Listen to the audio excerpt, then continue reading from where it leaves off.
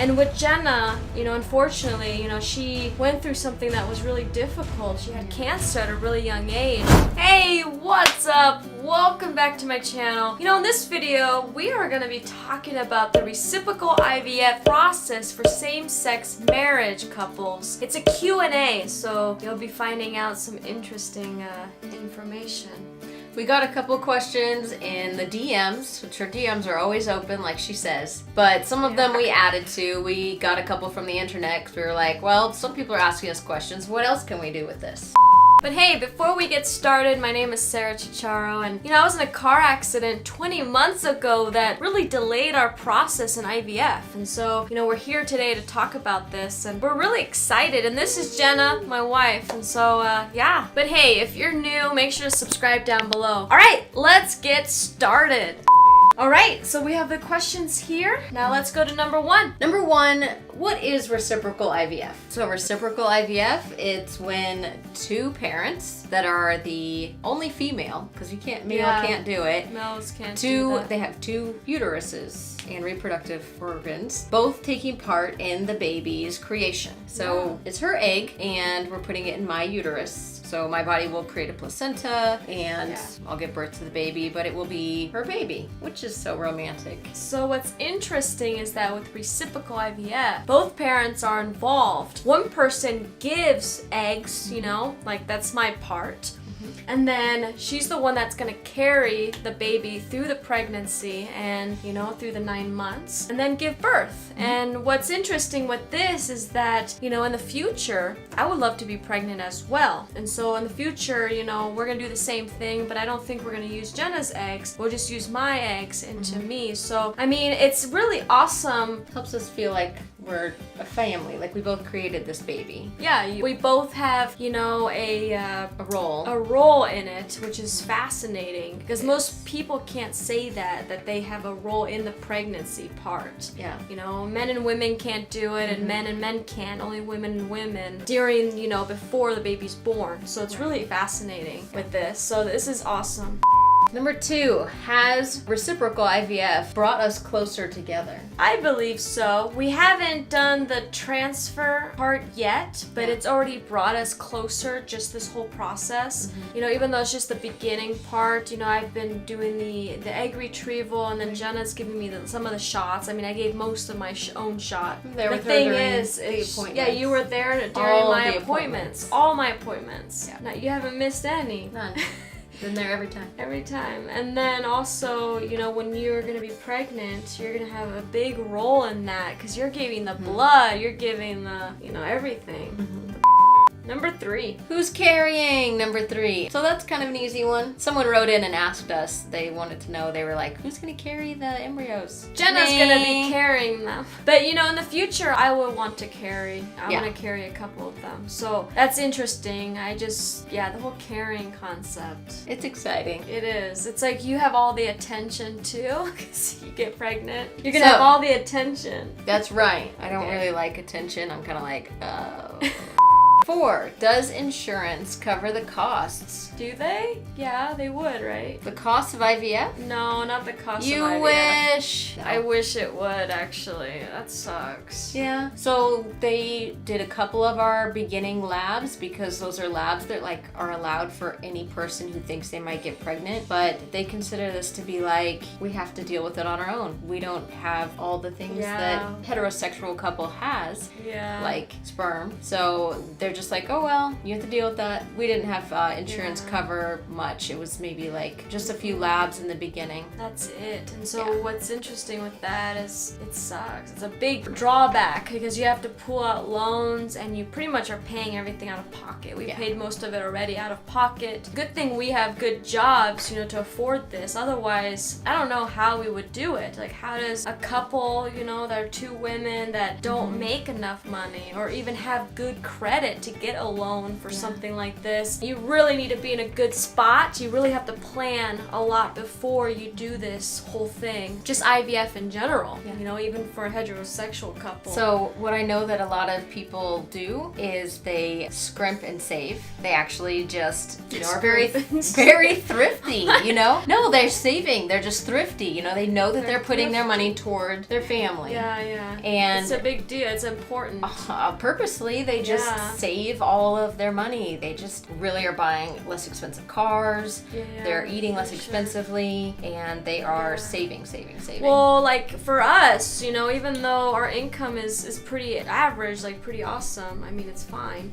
We are pretty thrifty in our own way. Like when we go shopping for clothes, I mean, I don't go to designer clothes. I mean, maybe once in a while I will, but I mean, we've gone to Goodwill and we've gotten some really awesome clothes there. Or even like Target and stuff like that. I mean, we have everything we need, so it's not like we go and just buy extra stuff. And so you really have to think about like what is important, what are your priorities? And so, you know, our priority is having kids and stuff, so it's easy for us to do that. We're not missing out on anything. We don't even have cable, and I don't care about cable. You know, I use everything on YouTube. I watch YouTube, so I'm like, oh, that's free. What else? We have Hulu, but we use your sister's, and you know, I use my parents' Netflix. You know, we still spend stuff on food, like some good food. We'll buy lobster once in a while, but we don't go out to eat. And even with COVID happening now, we don't even go out to eat. I mean, before COVID, we didn't very much. I'd say once every month or 2 times a month, I'd say we went out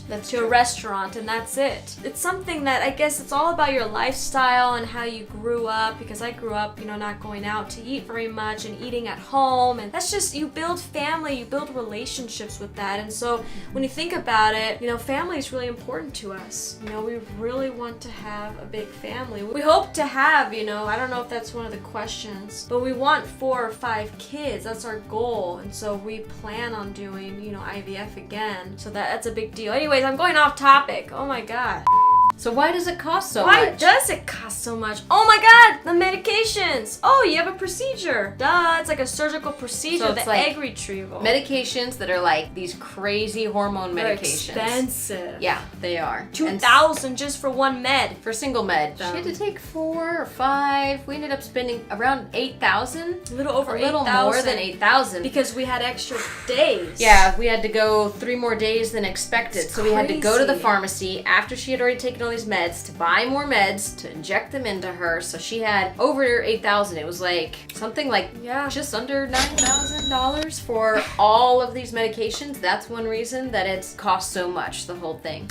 The other reason is the actual procedure and the injecting of the sperm into the egg, which is called ICSI, which is a synonym for they're putting the sperm into the egg. That in itself, and then freezing the eggs and hiring the embryologist and the anesthesiologist and the doctor, all of it, all the nurses that care for us. You look stressed. It's $17,000 for that portion. So that's the portion that we did get a loan for. And then there's kind of some separate appointments. One of the appointments was for $750, I remember, but then there's other little ones. So it's adding up. It was around $27,000. We're on the Pacific West Coast, and so that's how much that is, you know, here. So I don't know other states or other countries and how they do it.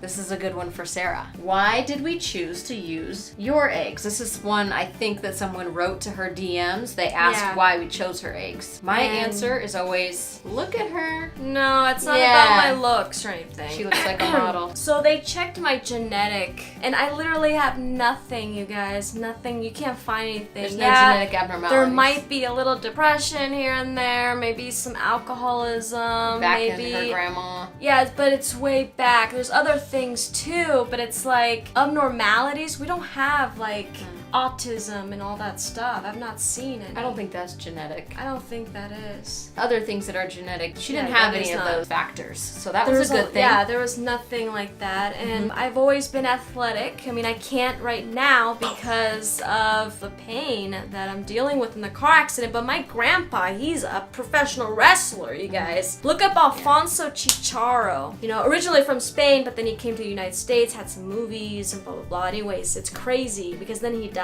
though, and then blah, blah, blah. That was the end of it. Good genetics is one reason. And, She's younger. Her eggs are young. I am, but that's the thing. We wanted to make sure we had chances, because if we're going to spend $27,000, babe, we need to make sure we get at least one embryo out of it. Yeah. And with Jenna, unfortunately, she went through something that was really difficult. She had cancer at a really young age, 10 years old, 11, chemo, 12? cancer treatments, and my body went through all of that. My eggs were with me the whole time. So I don't want to chance it. I think my eggs could have been damaged with all the cancer treatments. Yeah. Who knows? I don't know. It's a lot of crazy stuff that happens when you're going through all these cancer treatments. You have a lot of x-rays, a lot of MRIs. Yeah, it's a lot. Tons of that stuff. I'm actually shocked that, with the results that we found out, and I'm sure you guys already know the results, from having 2 embryos now, and we know the genders and stuff, so it's really exciting, and it's crazy that it's my biology's in it. And then Jenna's gonna be the one giving it the blood and giving it life, oxygen, pretty much. Yeah, growing. Because I can't do that. I mean, I can, but we're gonna let Jenna be pregnant first because she's older, and so we want her to enjoy it. We want her to experience it. I'm not gonna take that away from her. So the other thing that I think is cool about why we're choosing Sarah's eggs is because I'm gonna be giving birth to my wife's child. And that's very romantic to me. I feel like that does bring us closer together, like we said before in the other question. Yes. But to me, I feel like that's important, There are ways that we could do it without having me carry her egg. People do IUI with sperm that they buy from the sperm bank. Some lesbian couples do it that way. It can turn out to be a lot of times to try using it that way, so you get a lot of trials, but in the end, it probably costs a lot less. But we're choosing this way because it's the co-maternity factor.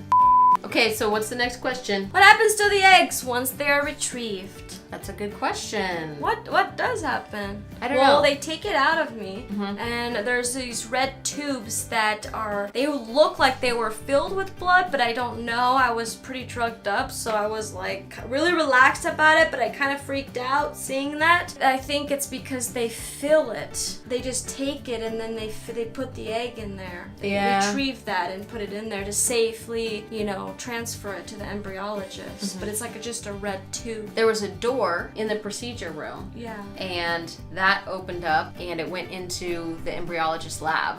So they would hand the eggs in there. Yeah, exactly. Then the embryologist just babysits them and watches them and sees which ones are mature. They put the sperm in, they wait for them to grow. They put them in different medium cultures. They put them in, little gel or liquid or something to help them grow, give them the right environment. And then each day they grow and they watch to see which ones progress, and then they freeze them when they're ready for that step. Yeah. Whichever ones makes it that far.